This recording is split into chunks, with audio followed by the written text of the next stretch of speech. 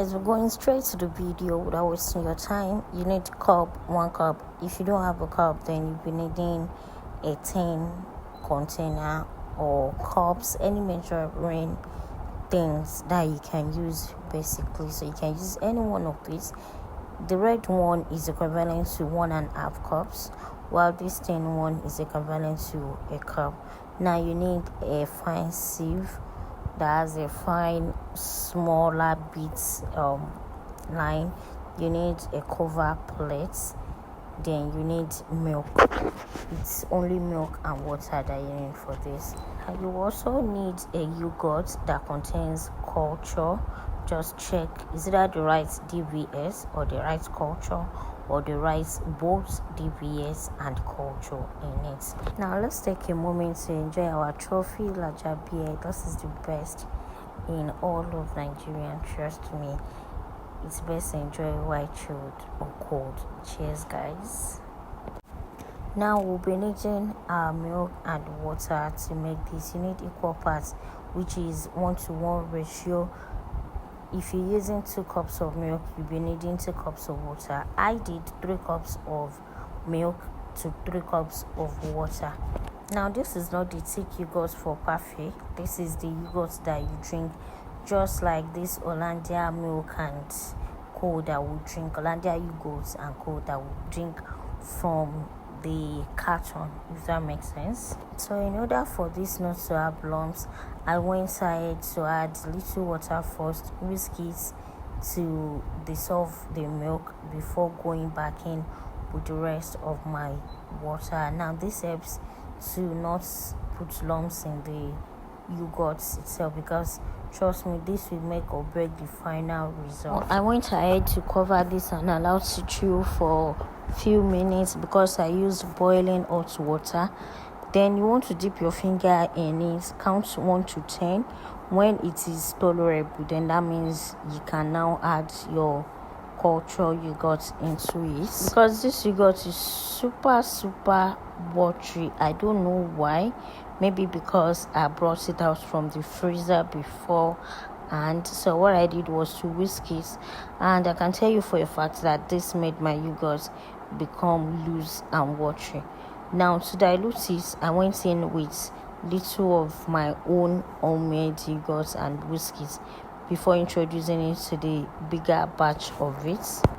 Also, I noticed that the yogurts I use actually have lots of bubbles, and I want to believe lumps in it. I don't know why, but it actually did.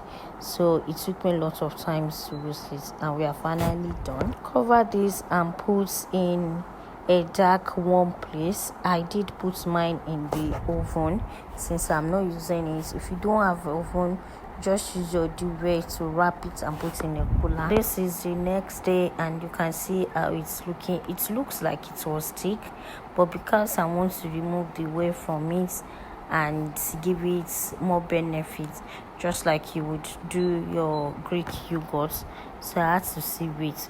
Also know that this is totally optional. You can choose to opt this out and just package your yogurt like that. So you just want to sieve it. You can choose to use just the chiffon cloth, or you use a fine sieve lines or holes like I said earlier, but this is it.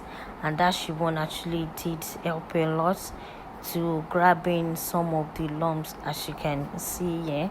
So these are the ones that I will be trashing. Then I just whisk this out from the sieve basically. Like I said, this was super loose and light, but if you're making a Greek yogurt for parfait, let me know in the commenting section so that I can drop a video on that. And I also have a video of granola. I don't know if you guys can see that there are some lumps. Look, it's not lumps per se, I don't know why, but after everything and chilled, it wasn't there again. So I want to believe these are just bubbles from the actual yogurt that I use as the culture base. So I did this in 2 different batches, and I just used this small one as tasting first before I go ahead to make a bigger batch. So I added sugar to it and tasted it. It was super delicious. I promise you, like that, like small blood is flour.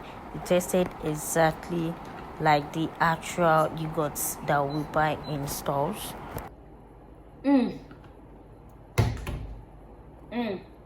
I like. This is good. I like.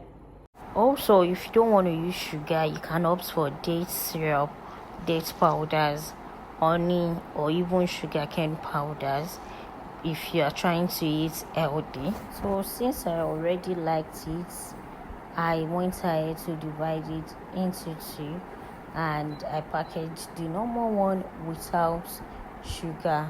Now you can use this to make your next yogurt. If you're making this type of yogurt, so you're making the thick one for parfait, you can use this one as the culture base.